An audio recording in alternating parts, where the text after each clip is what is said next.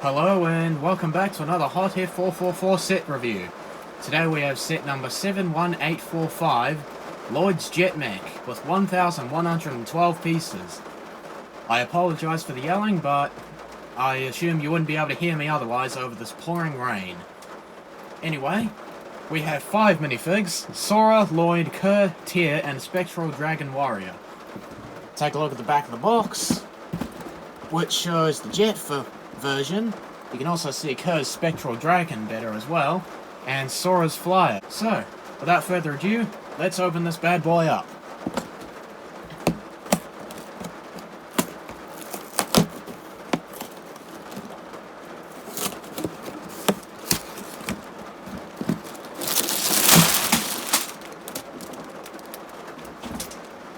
Okay, so first up we have bag 11. Jesus Christ. There's a lot of bags. 4, 8, 1, 6, 3, 10, 2, 9, 7, and finally 5, so 11 numbered bags. Jesus, holy Christ almighty. We have the instruction book novel, and a decent sized sticker sheet. So, without further ado, let's get into the build.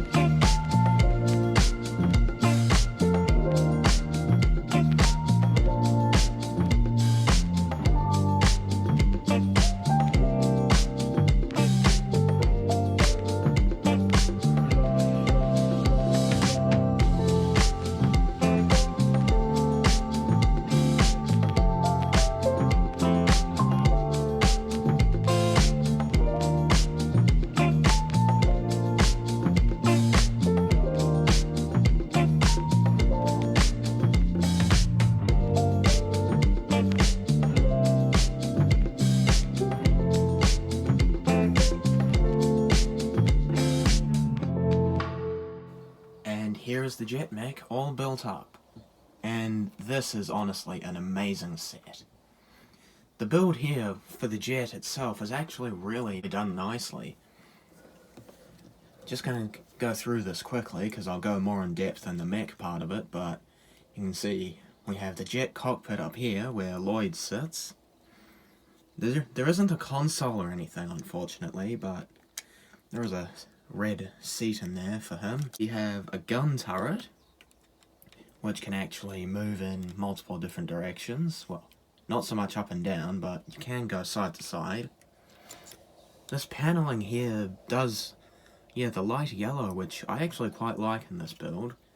It's used very sparingly, but it's used in good places. This piece here lines up with the sticker nicely, and the dark green paneling pieces. You can see these joint pieces here.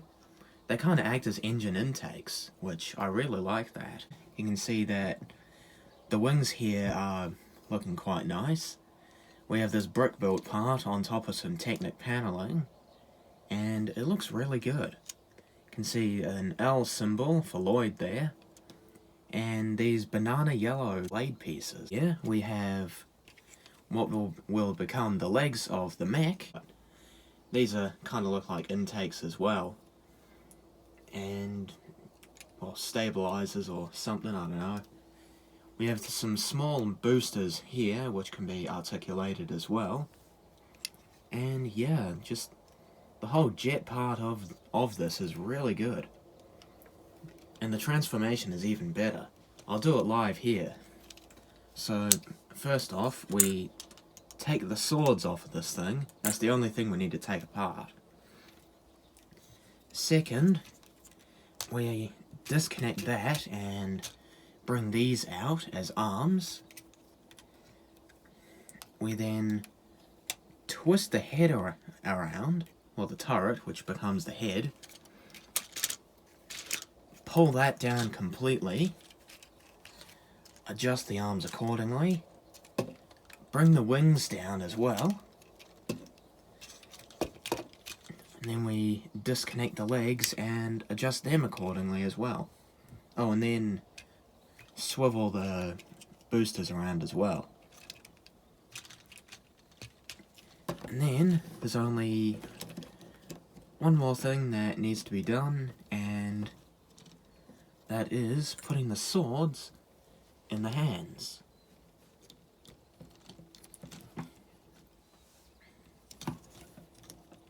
And then we now have a mech. Just getting a better angle here.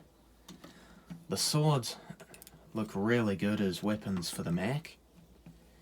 And yeah, just taking a closer look, you can see that the cockpit of the jet has now become the cockpit for the mech, and it still looks really good. And the underside itself too.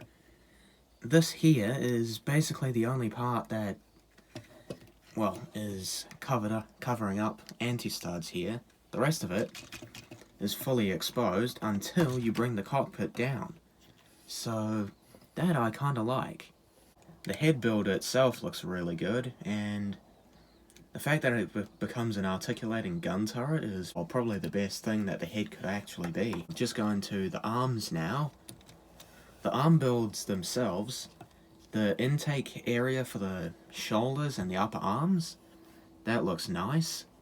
You can see it's predominantly dark green here with a streak of black around here. And then going down to the arm, the forearm, it's basically almost entirely gold, for the armoring at least. Got some black and grey on the underside, and 3 mech fingers as well. Anyway, both arms are the same, and the wings here actually fold away quite nicely. And just looking around at the back, they kind of resemble a mech's cape in a way. Yeah, just going to the legs themselves. Just gonna lift the arms up out the way. Yeah, the look of the legs, they look good. We don't have knees, but we do have something that resembles a knee in a way. And then the shin and the bottom part of the leg is just greebling in regular green there. Now there is a just like on the wings here, there is a grey Technic pin, and while it may be a negative to some, I don't mind it, as it has to be there.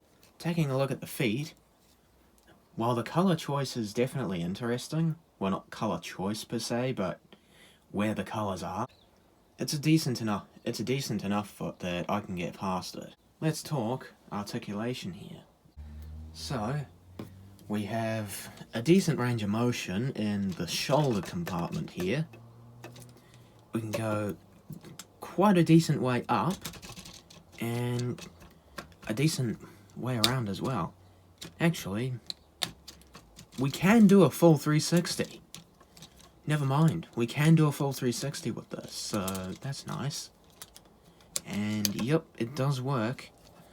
Back the other way, just... oh, wait, hang on. Might have spoken too soon here. Hang on.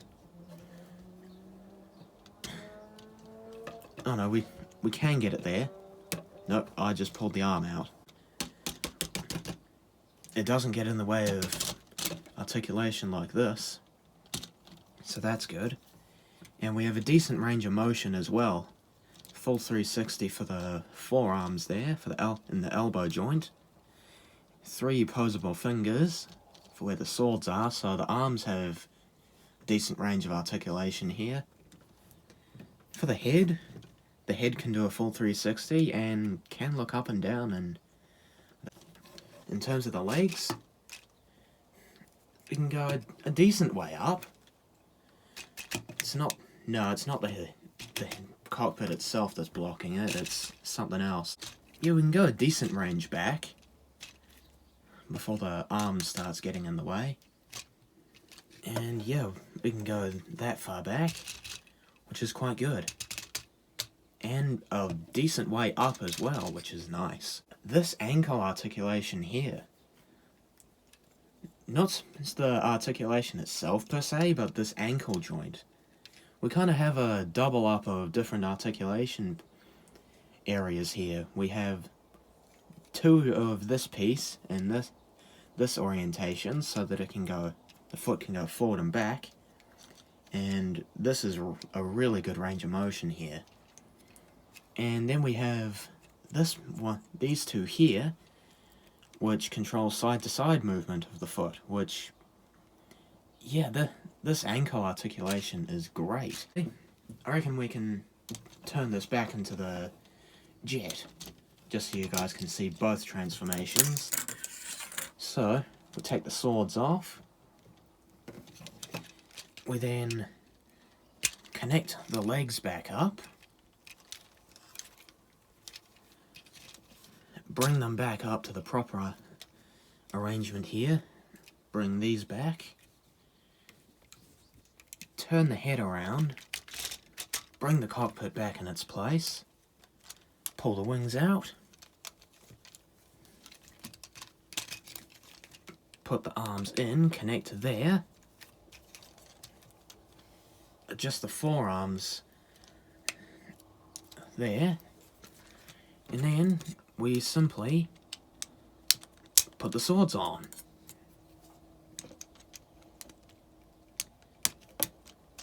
So yeah, we now have a jet again. Now to the first side build included in the set is a small flyer for Sora. And this is honestly quite cute. Kinda reminds me of the vehicle she got on the Ninja Combo vehicle from last year. But yeah, we have these small wings in white that can be adjusted here. We have this small booster which can move about at the back. We kind of have these pink blasters up front here, and yeah, a seat for Sora at the back. So yeah, it's a nice inclusion, and glad we can get everyone in the sky. And now the second, and definitely way more substantial side build, it takes up 2.5 bags of this thing, is the Spectral Dragon that comes with this set. And this really looks good. You can see there's a seat for Kerr up top here, and behind it we have flags, which can actually be used with this reveal blade here. Now this comes in basically every single set, the reveal blade, and there's always something to reveal. So just taking the banners off, and you can see that, yeah, we have the Forbidden 5 symbol on each of these flags here. So yeah, I really like this gimmick, and it's the first time LEGO's done something like this. But anyway, back to the build itself. We have some dark blue armor going all throughout, on the top of the legs as well. Some very skeletal wings here, and some feet on the bottom as well. We have, this is actually the Rising Dragon head, and the jaw this translucent light blue piece kind of acts as the eyes and the tongue, which is very cool. The neck has 2 ball joints, which can be articulated here, and then the head can move, and so can the jaw. We also have decent range of motion on the hinge pieces for the wings, and then unfortunately there are hinged joints at the back. We even have some decent foot articulation as well, which the feet in terms of design look good, and then a bony tail as well at the back, with 3 points of articulation as well. Now the main part of this is that we can combine with this dude, Thunderfang. Now, just have to take this Spectral Dragon apart. Now unfortunately there's only one image on the box here, so we'll be creating this.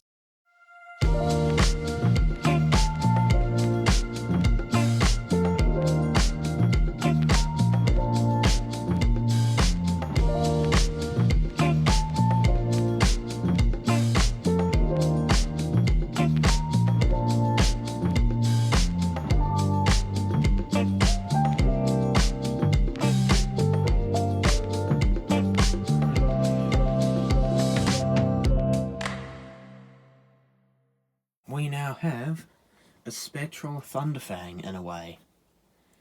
Or at least a powered up Thunderfang. So yeah, this looks really good.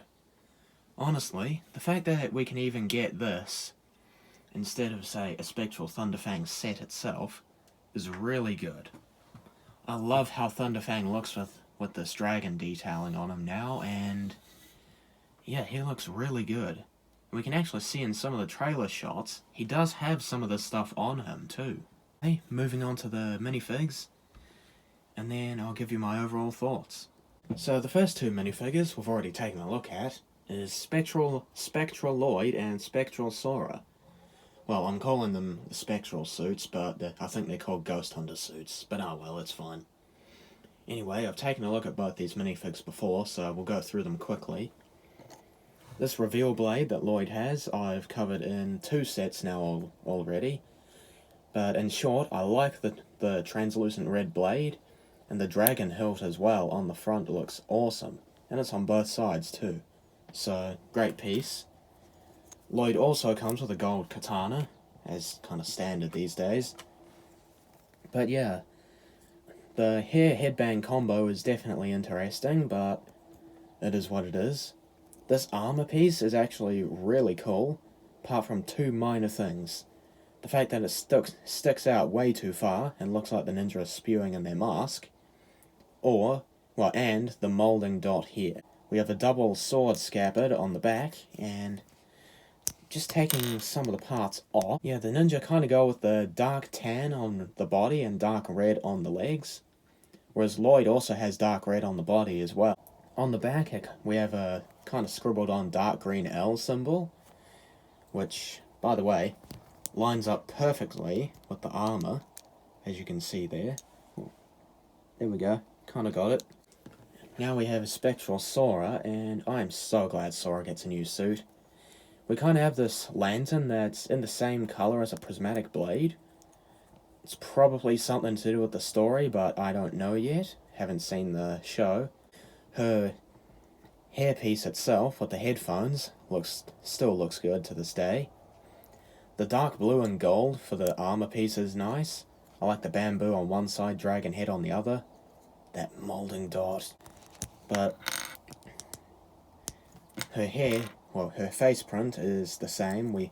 Since 2023, she's only ever had that head print in wide released sets. But yeah, she kind of follows the same as the other ninja, except for the dark red and dark tan. She has a coral belt with some other coral detailing all throughout.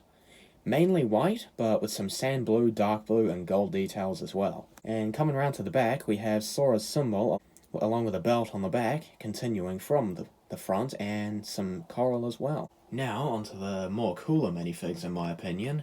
We have Spectral Tear and a Spectral Dragonian Warrior.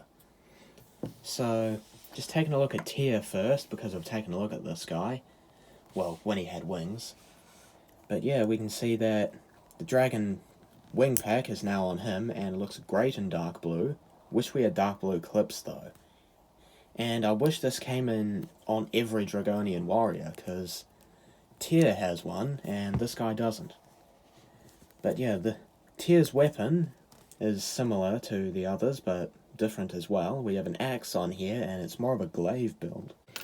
But Tear himself does have some differences to the other Dragonian Warriors. He has a white helmet and horns instead. Just gonna take some stuff off so we can actually take a look at the minifig himself. Oh my. The legs themselves are new for me, and honestly, these translucent light blue leg pieces, I don't know how well they're picking up on camera, but they look super clean and pristine in real life. We also have a silver waist piece as well, which plays in quite nicely. We have some red printing as well with cloth. We have kind of a Ghost Thunderfang build on the light blue body, and yeah, the head itself is the same as the rest, just like the body. We have red hands, which the red itself is definitely out of place. I would have preferred if that was just not there and instead say dark blue, but it is what it is. The translucent light blue arms look great as well. And yeah, the head build itself, coming around to the back, can be used with this, so yeah. Now, I'm not going to take this guy apart, as he's basically the same, except, well, with a ghost tail instead. The ghost tail itself looks really cool, dual molded in the toothpaste blue and the translight blue. The gunmetal grey hat definitely looks, well, it kind of looks out of place here, a little bit, but it works. The red horns and the red hands are okay-ish, I guess. I like the monkey kid hilt piece in grey for the sword piece, and the dark blue armor looks good too. So, yeah. And the final minifig that we're taking a look at today is Kerr. I finally have Kerr. So glad to have her. She looks awesome. Her weapon, she still uses the same sand green monkey kid hilt piece that the other members of the five use, except in kind of an axe-like build with a katana in there too, which looks really good. But yeah, she uses the same hat piece as Rox in brown. It has been used in dark blue, but yeah, that's a different minifig. But yeah, this hat piece itself is definitely interesting. I didn't go in depth with it in the other review, but I quite like this hat piece. I only have one problem. You can't see the eyes of the minifig when looking straight forward, so how would they be able to see who they're fighting? They'll just see the ground. So yeah, that is a little disappointing, but taking the hat off, and we'll take the armor piece off as well, which is quite nice. Same armor that Wildfire uses, or at least used, but yeah, in regular brown instead. But the printing is so good on Kerr. I love her design. She has my favourite design out of any of the five. Her body and left arm are dark orange, and the dark orange colour looks great. Her skin is olive green, and showing on one of the hands this beautiful arm printing with the tan wraps, the golden detailing on those wraps as well. There is some ninjagen on her mummy-like wraps, but I haven't been bothered to translate it because several have tried and have just gotten a few letters and faces. But her face print looks great as well. Yeah, I think those are regular orange eyes there, and she has teeth that are all over the place, which makes sense since her elemental power is decay, and they translated this into a minifig really good. Her belt is dark red and legs are regular brown, with some of the dark orange printing still going throughout, and yeah. We have the Forbidden 5 symbol in light tan and gold out the back, and just more of this mummy wrapping on top of the already tattered orange clothing, which looks really good. And the back head printing is great as well, with some hair coming out with a gold ring as well. And yeah, just more of the mummy wrapping, which looks really good. And here are the 5 together, and this collection is really good. The Forbidden 5 looks so good next to each other, and I highly recommend collecting them all. However, if you can't, that's totally fine because this is an expensive collection. Now, the final thing to touch on is the price, and the amount of cash I paid for it was 140 New Zealand dollars, which, to be honest, actually isn't that bad. It's pretty good. Now, at Kmart, you can get it at 130, which is even better. Or at, say, Farmers, Toy World, and Lego itself, they're retailing this for 170. Which, 170 is okay, I guess. But it is a little expensive, and I wouldn't recommend buying it for that. But at 140, this is a great deal. You get a giant hero build, you get a substantial villain build, you get 5 minifigs, which, to be honest, I would have preferred another one.